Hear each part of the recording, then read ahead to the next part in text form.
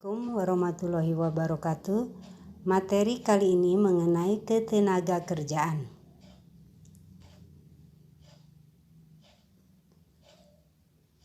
Kompetensi dasar 3.3 menganalisis permasalahan ketenagakerjaan dalam pembangunan ekonomi.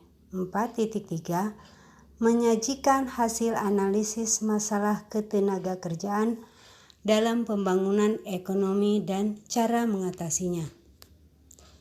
Indikator 1. Menjelaskan pengertian tenaga kerja, angkatan kerja, dan kesempatan kerja. 2. Menyebutkan jenis-jenis tenaga kerja. 3. Mengidentifikasi masalah ketenaga kerjaan. 4. Menjelaskan upaya meningkatkan kualitas tenaga kerja. A. Masalah ketenaga kerjaan. 1. Tenaga kerja. Tenaga kerja, penduduk yang berada usia kerja. Menurut Undang-Undang Nomor 13 Tahun 2003, Bab 1 Pasal 1 Ayat 2, tenaga kerja adalah setiap orang mampu melakukan pekerjaan guna menghasilkan barang atau jasa baik untuk memenuhi kebutuhan sendiri maupun untuk masyarakat.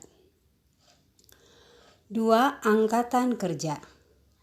Angkatan kerja adalah penduduk berumur 15 ke atas hingga 65 tahun yang selama seminggu sebelum pencacahan bekerja atau mempunyai pekerjaan, sementara tidak bekerja dan mereka tidak bekerja tetapi mencari pekerjaan. 3. Kesempatan kerja.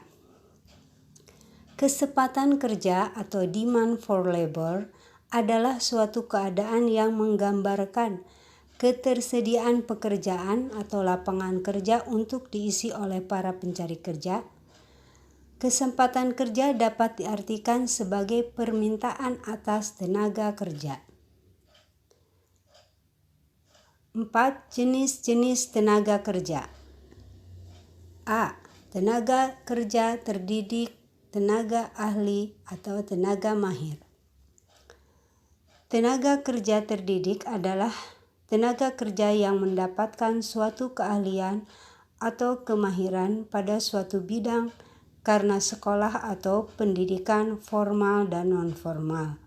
Contoh, sarjana ekonomi, dokter, guru, dan lain-lain. B. Tenaga kerja terlatih.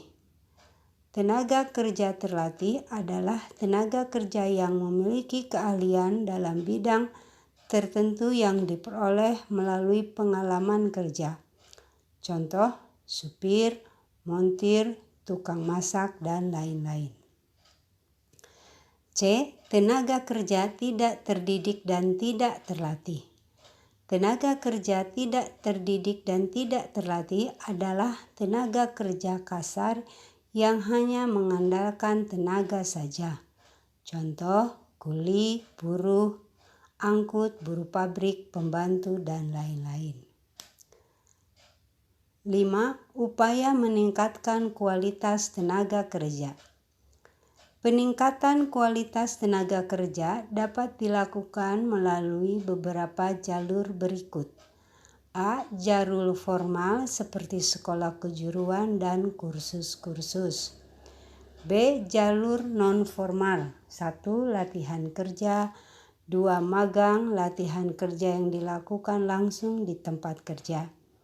Ketiga, meningkatkan kualitas mental dan spiritual tenaga kerja. Terima kasih.